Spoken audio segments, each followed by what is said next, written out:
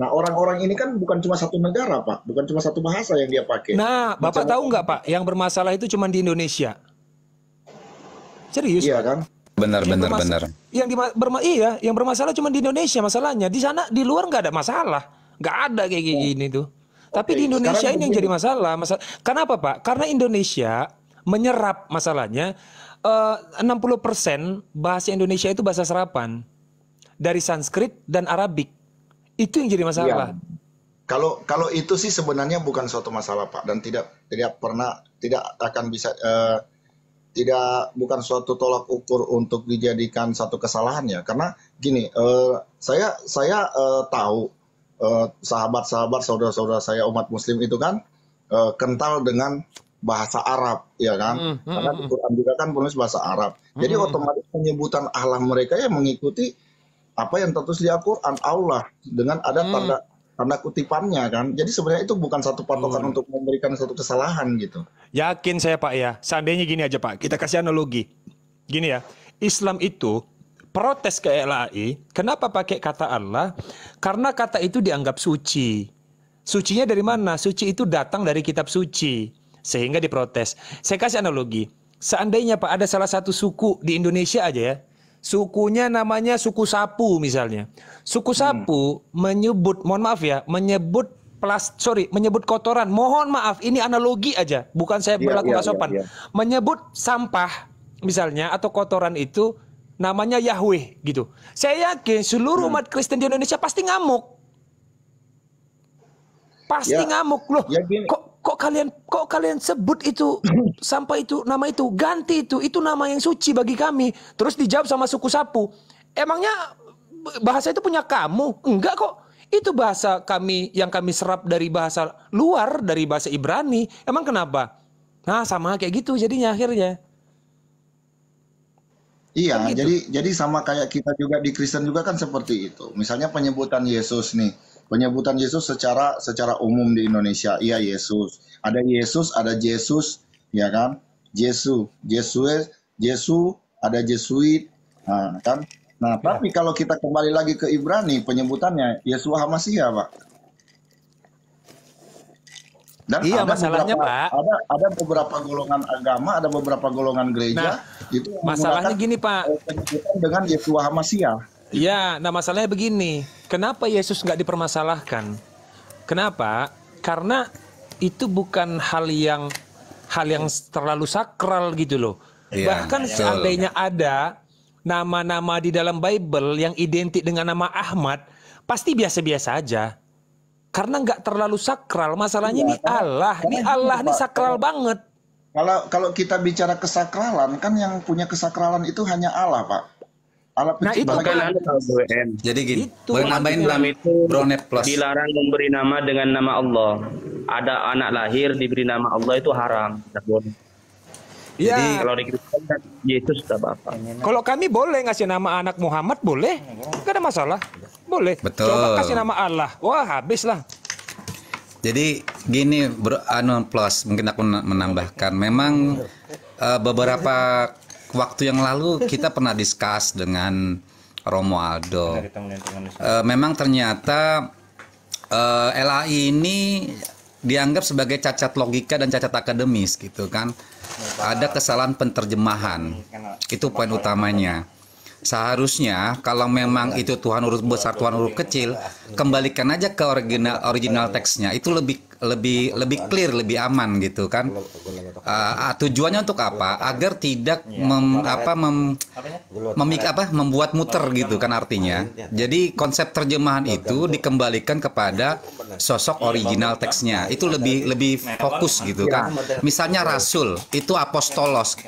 Ketika aja apostolos misalnya, atau misalnya sang pengutus gitu kan, atau utusan, itu kan nggak jadi problem gitu kan. Memang bahasa-bahasa serapan ini sejak zaman Clean Cut kalau nggak salah ya, tahun 1900 berapa itu, karena penerjemahan bahasa Melayu dari Tuan menjadi Tuhan. Iya. Itu menjadi satu pokok kesalahan juga. Memang LA ini perlu direvolusi lagi sistemnya, dan juga para penerjemahnya. ada tujuan apa. Tapi memang waktu saat itu Romualdo mengatakan memang susah Pak katanya, karena mereka memiliki satu organisasi sendiri yang memang agak susah untuk dimasukin gitu Iya, kan. karena Itu gini Prof persoalannya. ya. Karena gini Prof, Betul, kalau itu kita yang lihat susah. kitab sebentar ya.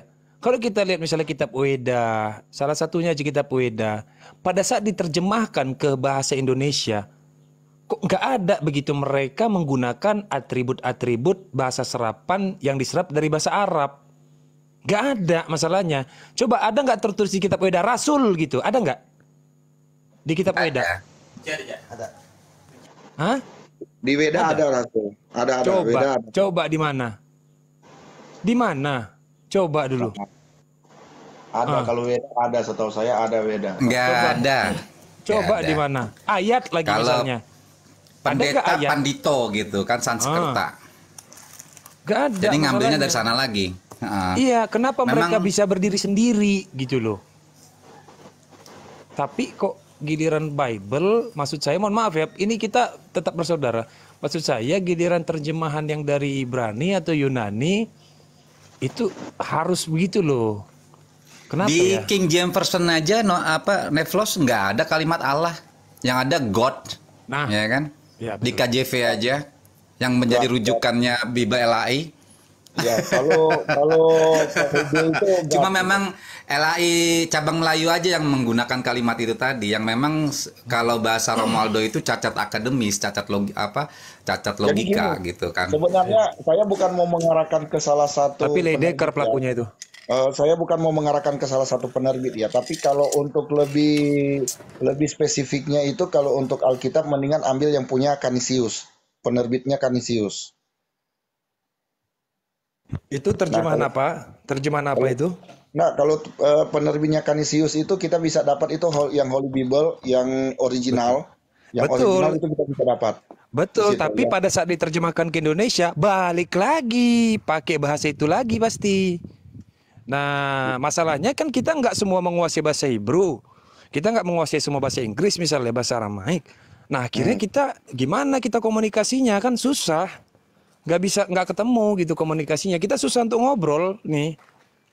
Ya udah serba salah gitu. Nah, itu dia yang jadi perpecahannya kan di situ jadi di masalah terjemahan-terjemahan ini. Ya, makanya saya jadi sekarang tuh udah jadi apa ya? Udah jadi gimana? Ini bukan salahnya ini juga sih, bukan salahnya teman-teman. Maksudnya teman-teman juga kan menggunakan fasilitas itu, masalahnya kan difasilitasi gitu loh.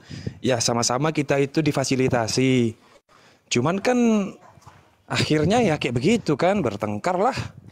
Gimana fasilitasnya sama? Coba dulu. Akhirnya masing-masing mengklaim, loh ini punya saya ini, fasilitasnya dikasih untuk kami. Loh, kok bisa punya kalian? Ini kita tinggal di negara yang sama kok. Dengan sejarah yang sama. Udah, duel lah. Itu sesuai dengan pengakuan pendeta Yakob Sulistiawan, ya memang kesalahan LAI memang. Banyak para pendeta-pendeta besar juga mengatakan LAI ini memang banyak kesalahan terjemahannya. Nah, itu ada kurang lebih seratusan orang pendeta, kata pendeta ya, siapa saya lupa, pernah nonton YouTube, itu mencoba untuk mereformasi LAI agar jangan sampai terjadi kesalahan penerjemahan lagi itu Bro Neflos. Jadi itu yang sudah dibangun oleh teman-teman pendeta lain agar ada reformasi total dari penerjemahan LAI, bukan lagi Anwar Chan gitu kan sebagai kepala penerjemahan LAI. Mungkin itu sih saran kita, perlu direformasi atau perlu direstrukturisasi lagi organisasi LAI. Iya, gitu juga nanti misalnya penerjemahan Al-Quran gitu loh.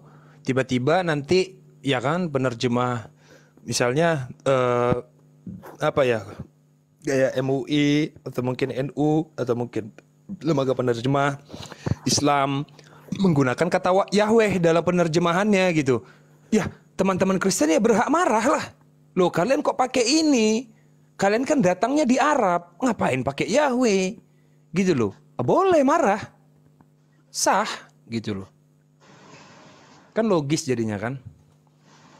Karena ini persoalan fundamental, masalah ini sakral, Nah, itu menjadi salah satu apa ya pemikiran juga dari teman-teman seperti Romualdo dan kawan-kawan. Dan pernah waktu ditanyakan pada saat konferensi ya, ternyata LAI nggak mau menjawab pertanyaan dari teman-teman yang mengkritisi dari tekstual dari penerjemahan LAI tadi.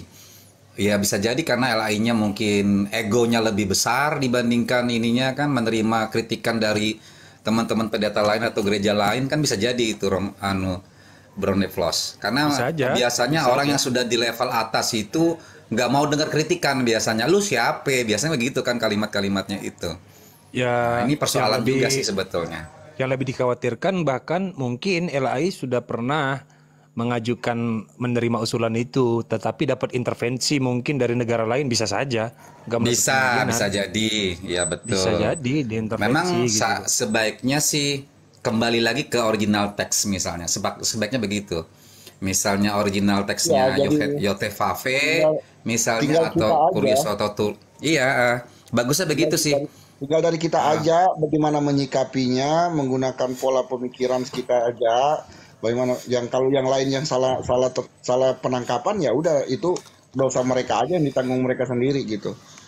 Ya, sebenarnya gini ya Pak ya. Kalau saya pribadi masih bisa memaklumi, tapi walaupun ada batasnya.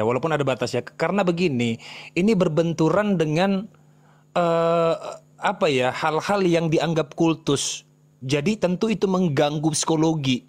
Kita kan sama-sama tahu bahwa keimanan ini adalah hal yang sifatnya doktrinal yang melekat dalam benak kita, dan itu adalah hal yang penting untuk kita jaga gitu ya.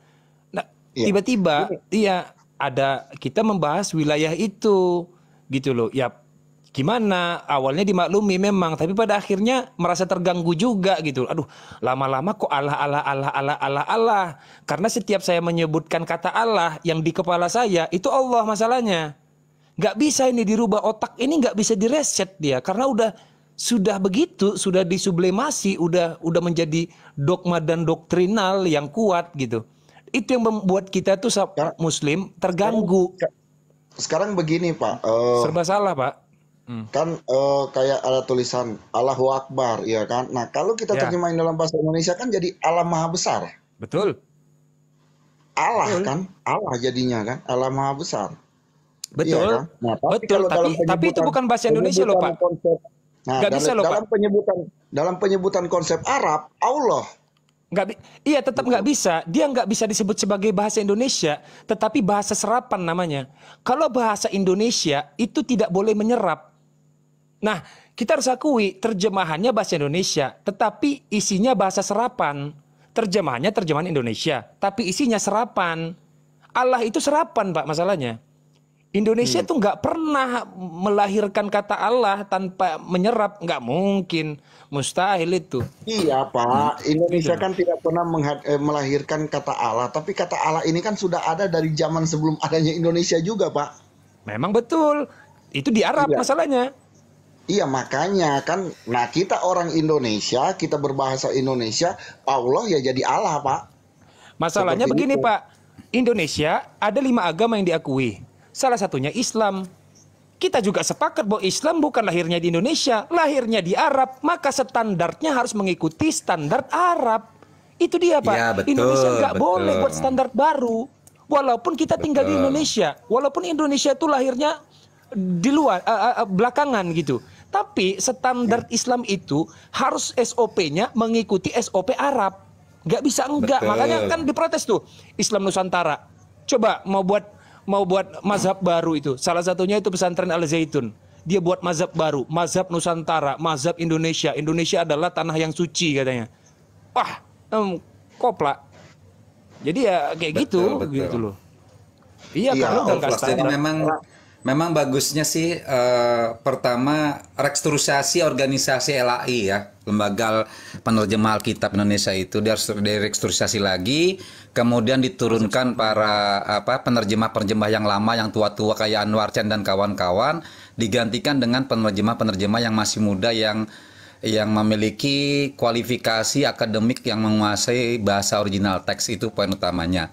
Yang kedua, bahasa-bahasa atau tulisan-tulisan yang menyamakan dengan bahasa-bahasa Islam lebih baik dihindari gitu kan. Karena memang contoh misalnya di dalam bahasa Yunani atau Greek itu kan, atau Ibrani itu kan yod hevave gitu kan, atau theos atau krios itu bisa dijadikan salah satu poin gitu kan untuk membedakan itu kalau penerjemah yang memiliki sisi kejujuran akademis ya, kejujuran akademis. Tapi kalau penerjemah tidak memiliki kejujuran akademis, ya udah akhirnya dia asal kopas, asal edit tanpa ada sumber yang kuat gitu kan. Istilahnya tanpa ada rujukan atau referensi yang kuat itu, Bos. Saya yakin gini, perlu. Saya yakin gini, Bro. Pada saat KBBI itu digodok ya dari kalangan cendekiawan atau kalangan orang-orang beragama pada waktu itu, saya yakin mereka itu belum memperhitungkan, mereka nggak memperhitungkan bahwa di tahun 2000 ke atas orang semua udah makin cerdas, orang semua sudah mengerti soal etimologi, epistemologi, terminologi, aksiologi gitu, sehingga ya ini akhirnya dampaknya mereka nggak memperhitungkan matang-matang gitu loh. Seharusnya mereka itu bisa lah membuat kalkulasi kan begitu. Kalau ini yang kita serap, nanti Kristen dan Muslim bertengkar kan kayak begitu. Gimana kalau kita bedakan saja, mereka enggak.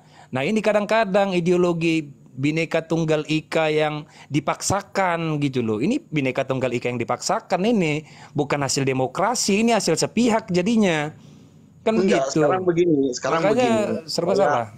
Yang saya mau nanya, kalau misalnya oke lah, kalimat penyebutan Allah di Indonesia nggak boleh dipakai, ya kan?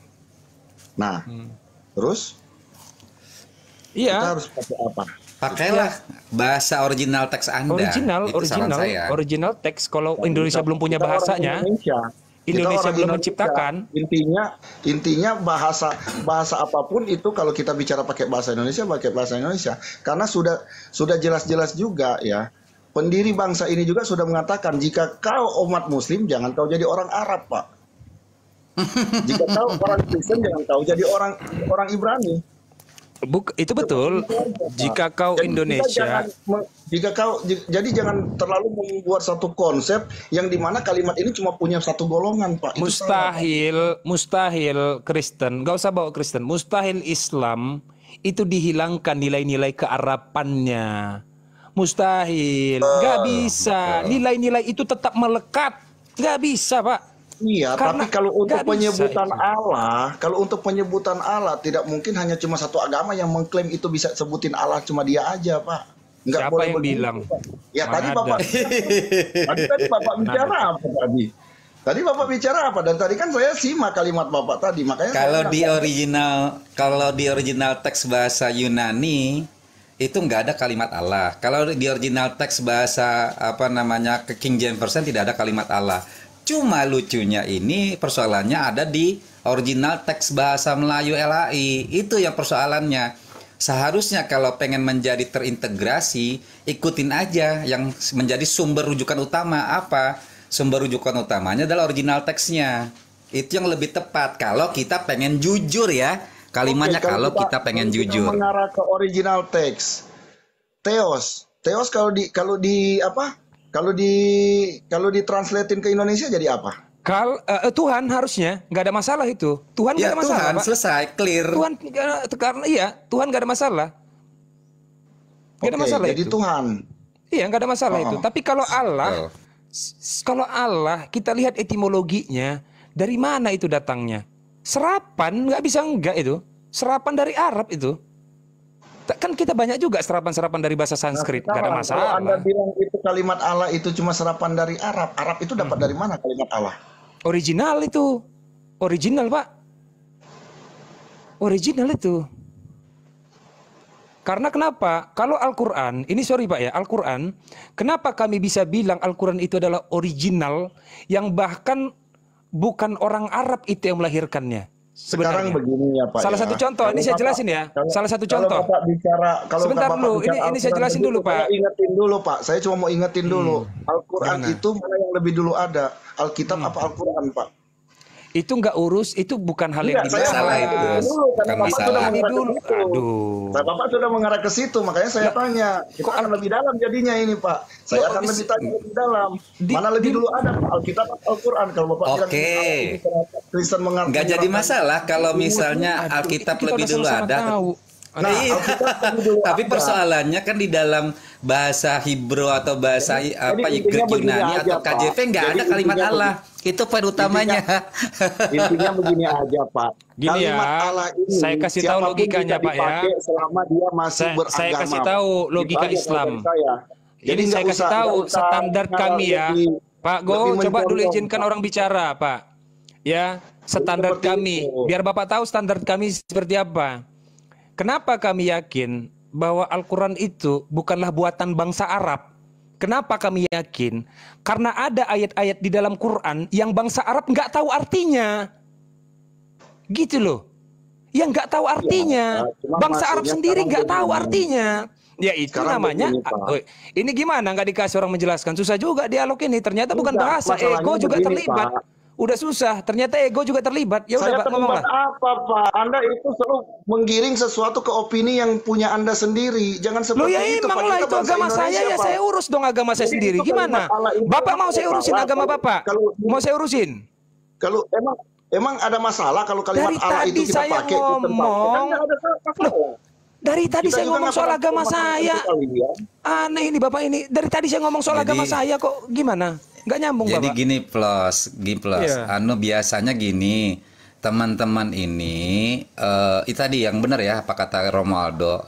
LAI ini sudah membangun satu semacam gap ya kan, gap antara kita Islam. Karena apa? Karena kesalahan penerjemahannya itu sehingga membangun satu doktrin kepada jemaatnya. Putus Prof. Putus Prof. Halo. Lanjut, Ya, lanjut. sehingga yang terjadi apa? LA ini sudah terbangun sejak lama membangun kalimat Allah tadi sebagai doktrin gitu kan, sehingga meresap pada akal pikirannya. Tetapi para jemaat tidak mengetahui sebenarnya pada sisi original teksnya tadi. Makanya perlulah direstrukturisasi atau direformasi total lembaga penerjemah Alkitab ini, yang orang-orang jujur yang tidak memiliki cacat akademis dalam penerjemahan. Itu poin utamanya.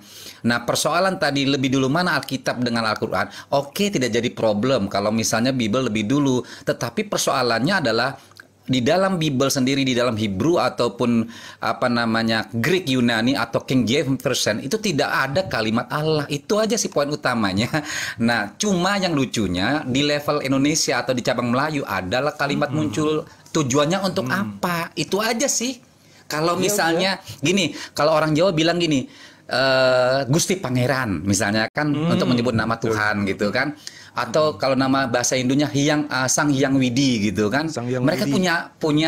punya apa ya, narasi sendiri, literasi sendiri mengapa mereka menyebut itu. Tetapi teman-teman Kristen ini kok langsung muncul sekonyong-konyongnya bahasanya tuh ngambil copy paste dari Islam tadi. Bahasa saya copy paste memang betul. Karena memang di dalam Alkitab Al-Muqaddas, yaitu karangan pendeta siapa itu di tahun sekitar 800-an, kalimat Allah itu hanya satu kalimat. Yang lainnya adalah ilah, tetapi Allah itu yang diambil oleh LAI untuk dijadikan sebagai Allah-Allah yang lain. Itu persoalannya Nepal. Kalau kita punya referensi yang Iya. kuat. Tetapi Betul. kalau kita tidak punya referensi yang kuat, ya udah asal aja, imani aja yang terjadi. Apa yang diterjemahkan LAI ya udah itulah.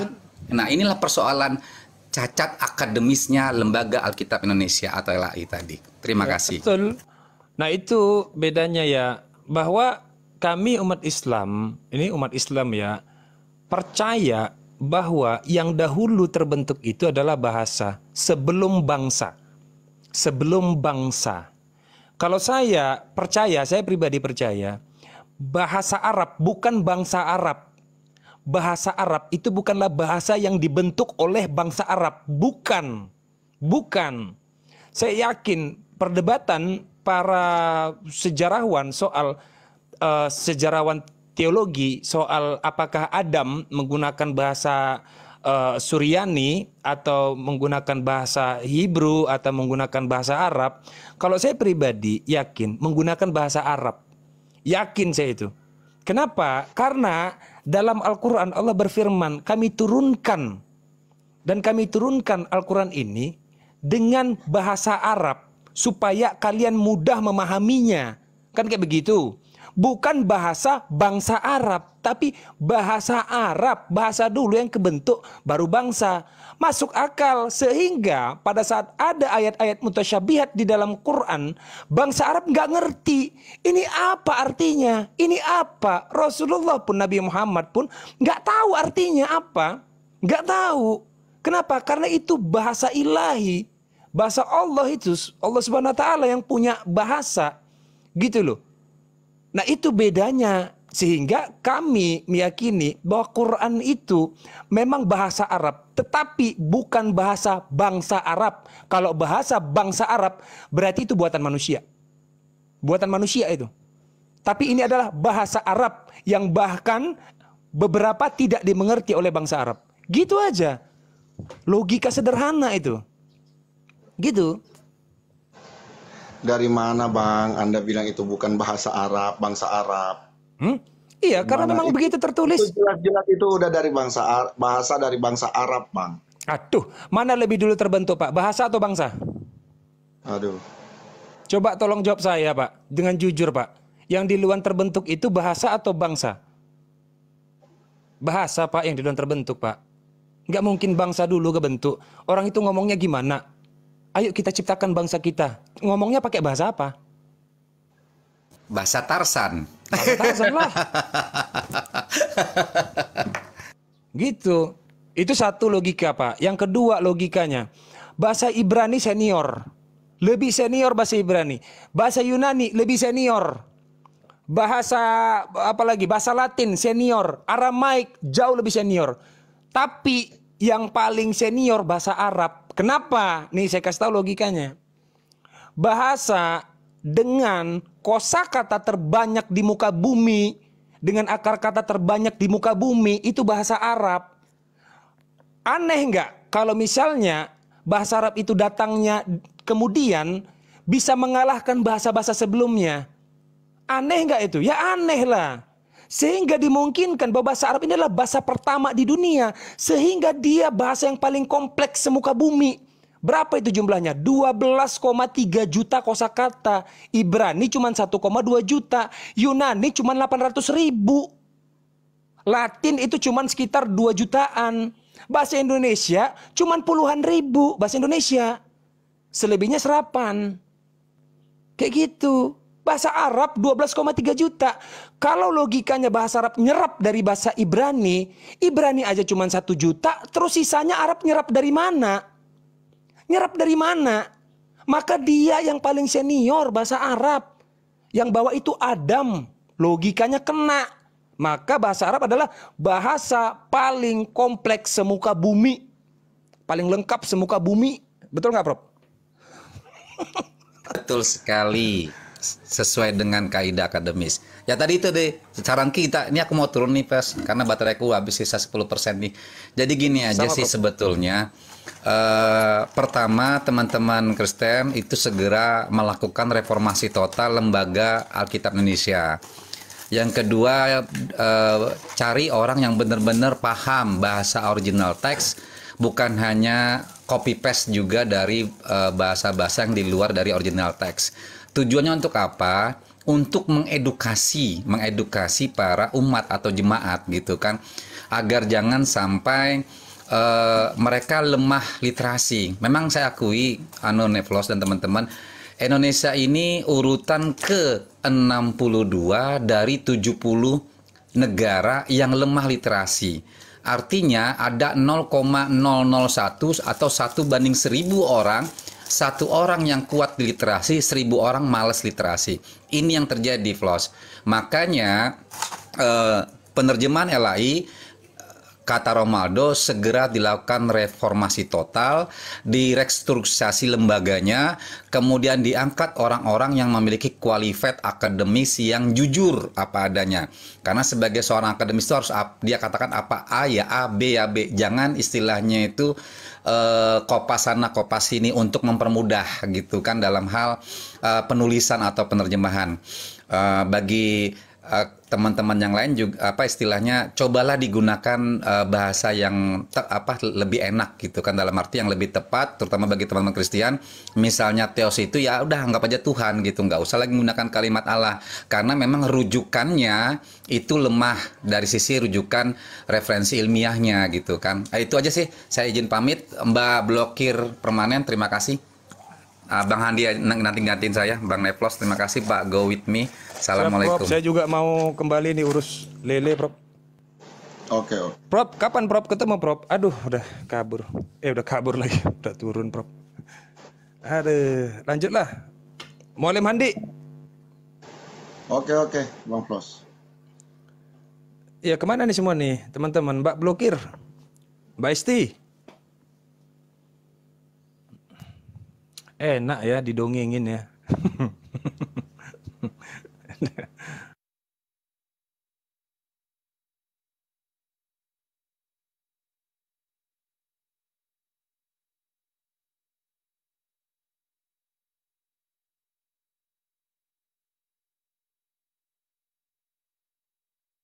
Iya, nggak enak juga diam-diam.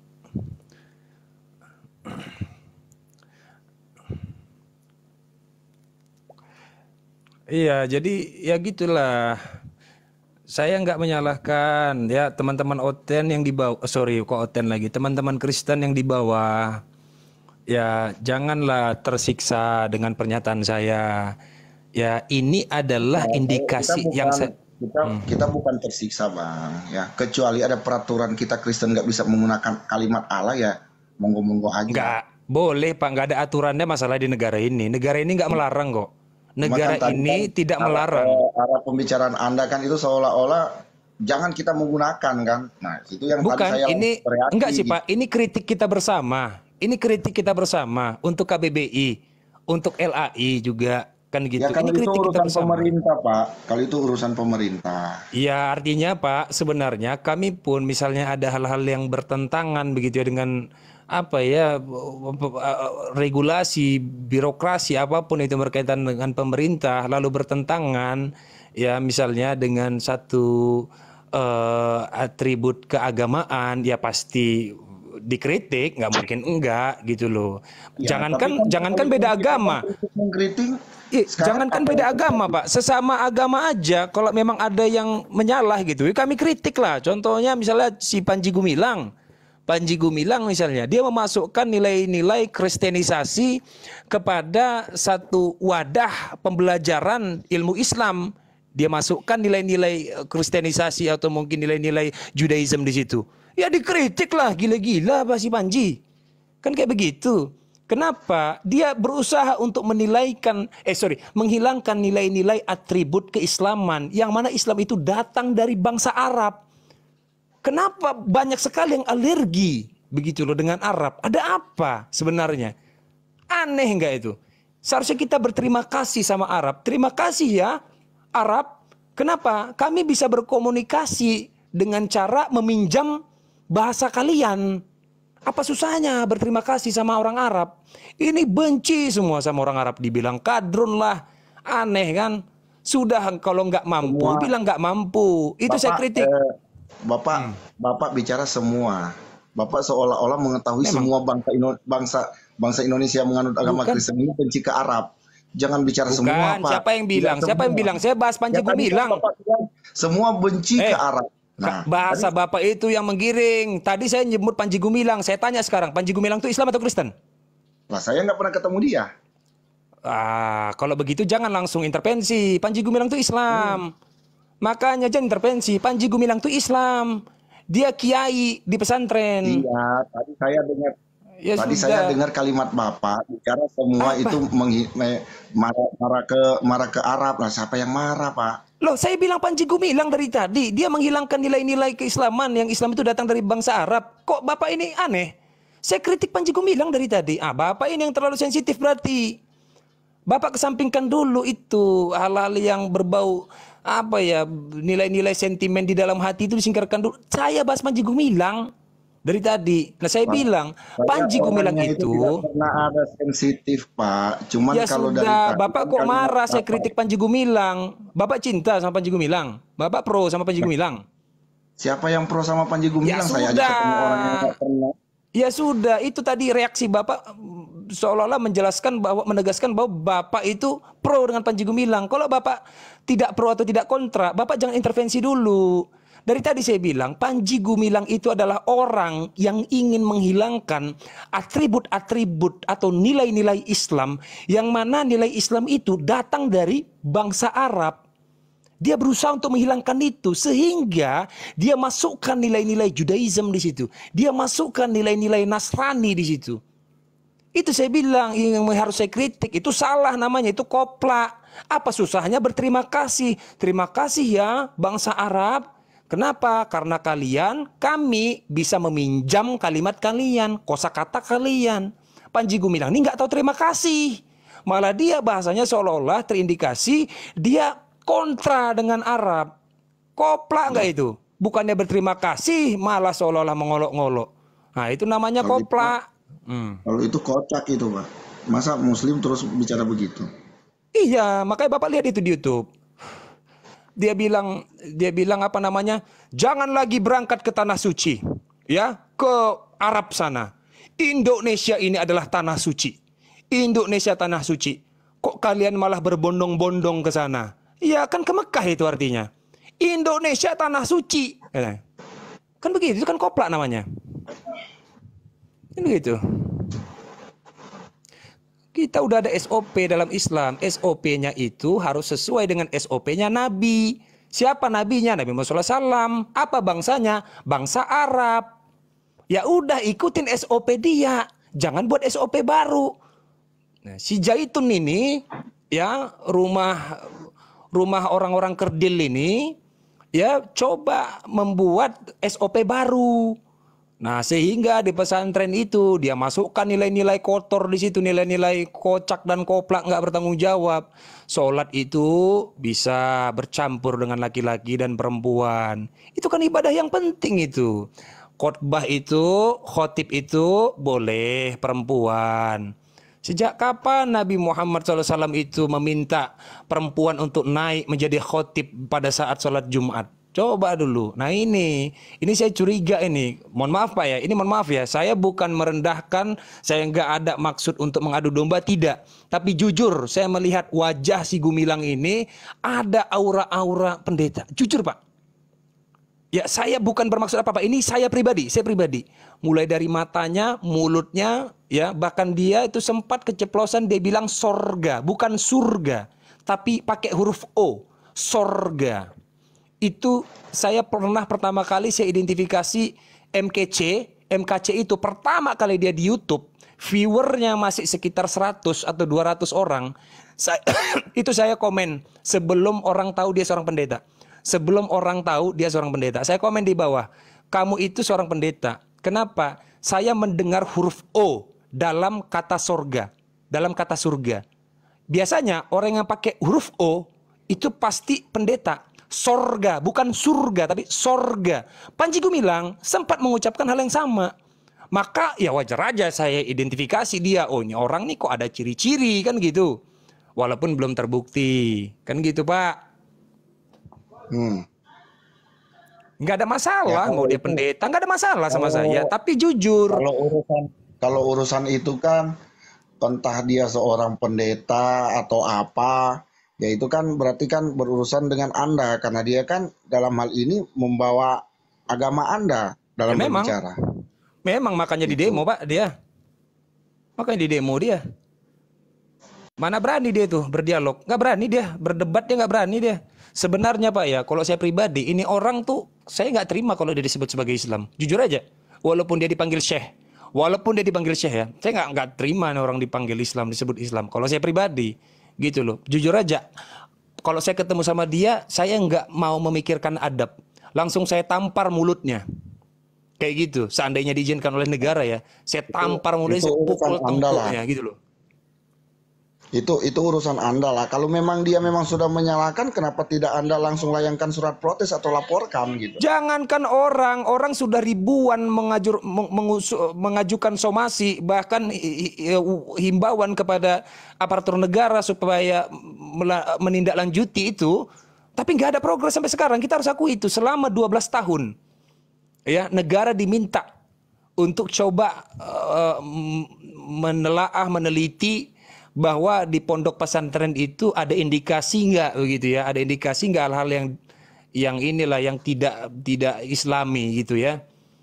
Ya sampai sekarang nggak bisa diintervensi. Nggak tahu saya siapa yang Ini di Panji belakang dia. Gumilar yang kasus yang barusan ini ya, yang apa itu? Yang pesantren Banyak apa kasus itu? dia. Banyak kasus dia, Enggak, yang Pak. pesantren apa ini? Al Zaitun. Kemarin pesantren kalau pesantren Al Zaitun kan dia sudah diamankan, Pak. Mana ada? Kemarin Mana ada? tim Cuman dapat investigasi panggilan aja. turun dan sudah diamankan. Hah? Panggilan doang. Setelah itu selesai. Sudah Nggak ada kelanjutan sampai Sudah sekarang. diamankan, Pak. Sudah diamankan. Maksud dari pengamanan itu agar supaya dia tidak berkoar-koar lagi. Sudah diamankan, Pak. Pak. Coba lihat aja updatean dia terbaru. Ngomong apa dia? Coba lihat aja updatean terbaru itu. Sekitar 2 hari yang lalu. Lihat aja. Itu sudah berita alot, udah berita basi dari dulu, dari tahun ke tahun, udah 12 tahun. Begitu aja laporannya. Waktu dia masih di NII dulu, kan begitu kan? Negara Islam Indonesia, dia termasuk sebagai struktur. Diperiksa. Nggak ada, sampai sekarang nggak ada.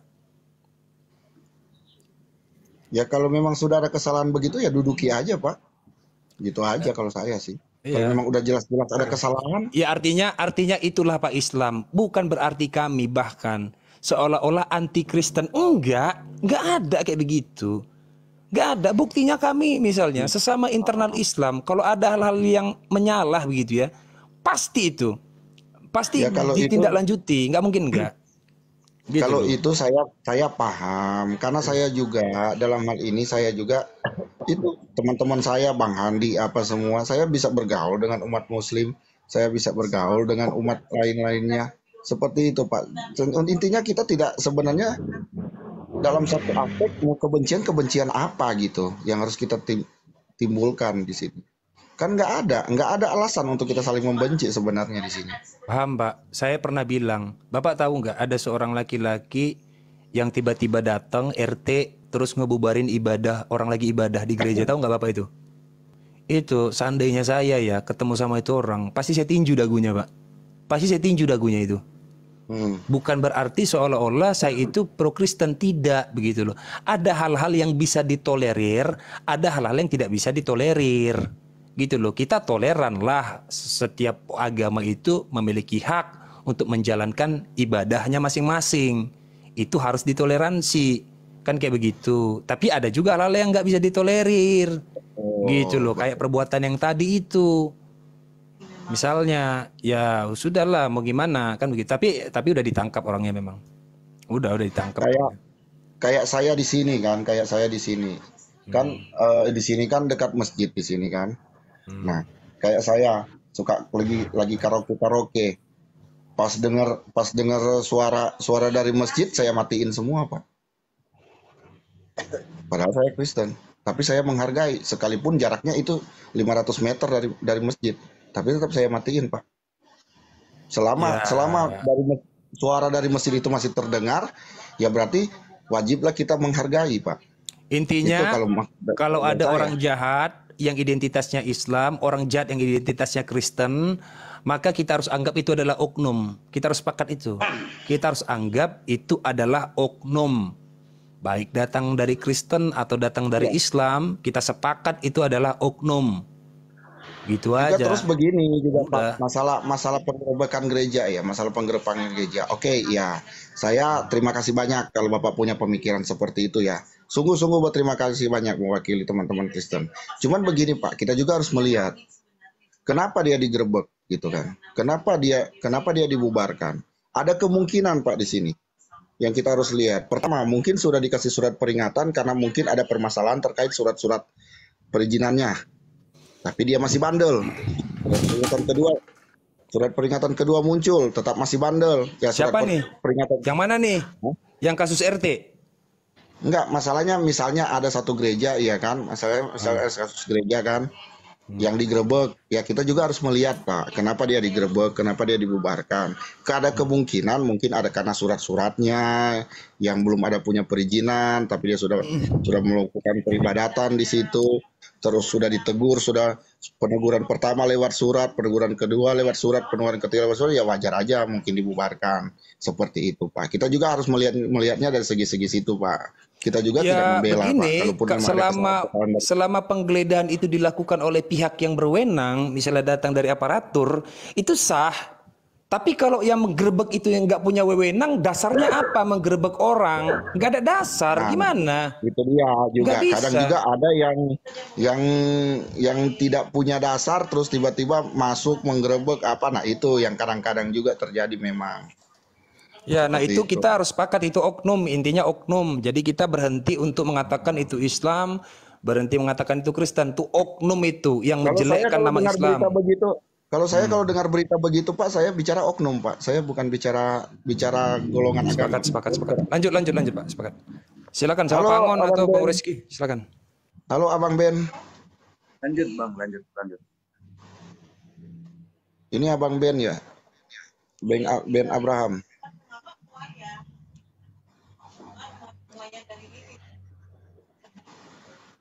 Sebelumnya saya ucapkan Assalamualaikum warahmatullahi wabarakatuh. Waalaikumsalam. Iya, sangat Alhamdulillah Brother Naplos ini menyuarakan tentang kesesatan As-Zaitun ini. Dan ini jarang-jarang dilakukan orang. Terlalu banyak yang segan tentang bagaimana untuk bisa menyebarkan ya tentang ajaran-ajaran Al-Zaitun ini, bahwa ini adalah ajaran sesat gitu. Karena mungkin kekhawatiran ada kekuatan besar di balik daripada dia. Kita ini umat Islam tidak perlu takut apapun. Kita sudah siap menghibahkan ya jasad, roh dan kita ya untuk terpisah jika itu sudah berbicara tentang persoalan kesesatan. Ini memang penyusup memang udah terlalu banyak ya yang merajalela di negeri ini. Memang peradaban sekarang ini kita hadapi peradaban fitnah memfitnah ya, mungkin mengarah kepada zaman jahiliyah kembali. Nah, inilah tantangan-tantangan yang kita hadapi. Oleh sebab itu saya katakan kepada saudara-saudara saya semuanya tidak terkecuali, mau Muslim, mau Islam, mau Kristen, mau Hindu, Buddha ya, tolong menyadarilah. Kita sesama anak bangsa, mari kita saling menjaga bagaimana agar supaya betul-betul kita bisa menikmati kehidupan bernegara ya, di negara kita sendiri ini. Janganlah hentikan dengarkan provokator-provokator dari golongan-golongan tertentu yang memang sudah didesain secara baik oleh kekuatan-kekuatan global. Karena dalam kesempatan ini saya sampaikan bahwa sangat deras kekuatan global yang bermain di Republik kita ini. Tujuannya apa? Tujuannya untuk merebut ya, tujuannya untuk merebut kemerdekaan anak bangsa. Jadi kalian jangan terprovokasi semuanya ya dihajar dari segi ideologi, akhirnya melupakan tentang hidup berbangsa dan bernegara sesama saudara anak bangsa di Republik ini.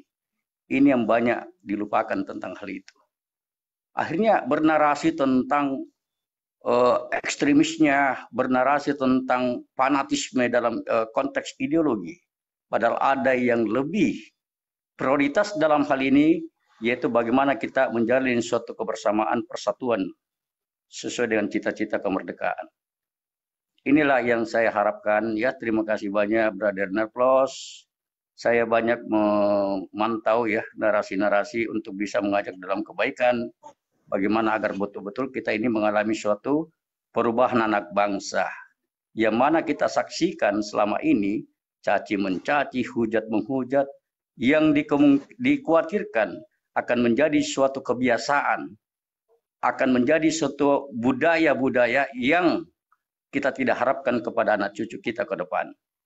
Luar biasa, saya sangat sepakat dan setuju ya. Jadi untuk termasuk Muslim dan Kristen dan semuanya tidak terkecuali, mari kita kembali menyadari, hentikan provokator-provokator, hentikan saling mengganggu ajaran masing-masing, mari kita mengimani ajaran kita masing-masing, taatlah kepada bahasa-bahasa di dalam ajarannya masing-masing. Boleh tahu agamanya apa, Pak? Oke, selamat sore, Pak. Kalau boleh tahu agamanya apa, Pak? Muslim dari Oke, Bapak tahu nggak? Bapak ini di sini rumah apa? Saya paham ini debat. Ya terus kalau paham, tapi Bapak bicaranya seperti itu, Pak. Di sini kami tidak ada memprovokasi, Pak. Kita room diskusi lintas agama, antar beragama berdiskusi. Dan kami umat Muslim tidak ada menghujat di luar. Bukan gitu. Ini bahas Panji Gumilang, Mbak Esti. Ini salah paham. Bahas Panji Gumilang ini. Panji Gumilang siapa?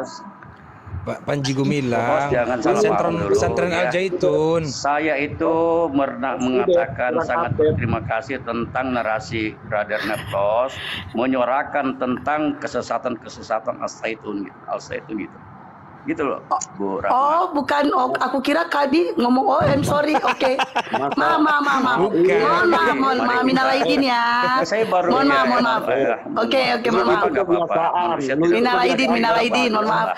Aku kira ini nggak mau kayak gitu. Aku lagi makan. HP ku tinggal. Pas aku masuk ke kamar, aku dengar lah. Ini kenapa ngomong begini gitu kan? Makanya ini nggak tahu apa dia rumah apa di atas gitu. Ini orang bukan baru kenal saya, Deng Handi semuanya, Pak Kang Buda. Oke, mohon maaf. Minal aidin ya Pak ya. Oke, mohon maaf. Ya, sama-sama ya. Jadi itu aja. Terima kasih. Mari kita jangan segan-segan menyuarakan tentang kebenaran ya, dan betul-betul mari kita betul-betul mengantisipasi dan was-was tentang gerakan-gerakan kebatilan yang ingin merusak atau memecah belah anak bangsa. Makasih. Dilanjut yang lain. Makasih. Ini host kebiasaan datang-datang nyampe. Enggak, HP-nya ku tinggal. Nih, ini lagian kalau memecahkan pakai batu apa pakai palu nih ya? Enggak, saya kira begini ya. Kalau saya pribadi Pak Haurusi Reski. Izin Brother Neplos, izin saya ada tambahkan izin. Mungkin brother saudara saya Ustadz Angon, kalau bisa karena mungkin Ustadz Angon lebih paham tentang konteks Al Zaitun ini. Ya, kalau enggak keberatan ya, Aki. Karena ini memang tapi nggak usah lah. Kalau menurut aku nggak usah bahas itulah di sini, karena kan memang bukan, kita tidak ada berkepentingan untuk membahas yang itu yang lagi viral itu. Takut sama Pak Muldoko? Enggak, karena gini, bukan gitu Bang Neplos. Bukan Bang Neplos, enggak, itu bukan itu kita loh. Bukan, itu bukan tempat kita loh. Kita ini cuma diskusi, kita nggak ada berkepentingan di situ Bang Neplos gitu. Udah biarin aja yang luar aja. Kita yang di sini aja. Kalau saya jadi gini ya Bunda, namanya Mbak, kalau saya pribadi ya Bunda Estia, saya yakin bahwa beberapa teman-teman sungkan dan sukar untuk membahas Al Zaitun karena sejak awal sudah diklaim oleh salah satu pemegang big data negara ini, yaitu Pak Muldoko, dan juga adik beliau atau kakak beliau itu salah satu petinggi dari Badan Intelijen Negara, yang mana ya, aku baru tahu. Kalau saya nggak peduli persoalan itu. Kenapa? Ya saya paham begitu apa yang harus disampaikan. Ya artinya bukan menebak-nebak ya, bukan hanya indikasi. Memang jelas, dan saya berkaca dari apa yang dikatakan oleh salah satu ulama kondang di negara ini, yaitu Ustadz Abdul Somad. Ustadz Abdul Somad itu adalah orang yang kredibel ya soal-soal ilmu Islam, dan beliau sangat mengutuk perbuatan itu. Sehingga sebentar. Host, jadi begini, biar host paham. Iya Pak Gwin, biarkan dulu Bang Nemblos. Aku baru dengar juga kalau itu ada. Enggak, bentar. Aku baru dengar tuh Bang Nemblos bahwa itu pemilik adiknya adalah seorang itu. Benar, aku baru dengar, sumpah aku dengar. Betul. Bentar dulu Pak Gwin, bentar. Aku mau jelasin itu dulu, adalah sahabat tidak dakdikduk. Kau dengar dulu, aku jelasin biar kau tidak dakdikduk, baru Netflix lanjutin. Jadi cerita Al Zaitun ini sudah bukan rahasia umum lagi dan sudah tidak tabu untuk diperbincangkan. Oke, lanjut Netflix. Iya, kemarin kan ya kita tahu bahwa ada serangan-serangan itu. Orang yang mengkritik Al Zaitun lewat sosial media pasti diserang oleh koloni-koloninya ya. Koloni-koloni hewan si Panji Gumilang itu. Kan kayak begitu. Nah, orang semakin dibuat, suasana ini semakin dibuat mencekam karena perkataan Muldoko yang memang secara terang dia mendukung kegiatan dari si Panji Gumilang, kan kayak begitu ya. Jelas-jelas Muldoko adalah sosok pekerja, sorry aja ya, budak rakyat yang dipekerjakan untuk melayani masyarakat. Kita bosnya. Muldoko Ya, siapa sih? Waduh, itu kan salah satu menteri. Tuhan, Muldoko aja dia kagak tahu. Nggak tahu. Lu bangsa apa lu? Enggak. Lu tinggal di negara mana? Aku cuma tahunya si Luhut Panjaitan, terus Menteri Keuangan, itu aja yang ku tahu, sama Bu Susi. Ada Sesnek kepresidenan. Ada tiga makhluk mitologi, bukan mitologi, makhluk paling seram di negara ini yang dianggap seram ya. Yang pertama LBP, Luhut Binsar Panjaitan. Yang kedua itu adalah Muldoko. Yang ketiga adalah Wiranto. Nah, tiga sosok ini aja yang paling ngeri ya. Dan ini di bawah telunjuknya Ibu kalau Pak Kumis, Bang Leflos, masa nggak ngeri juga? Pimpinannya itu ada. Nggak ngeri, Bang Leflos, Pak Kumis. Siap LBP lah, berkumis ya, tebal kumisnya. Bukan, yang bingkungnya itu AM.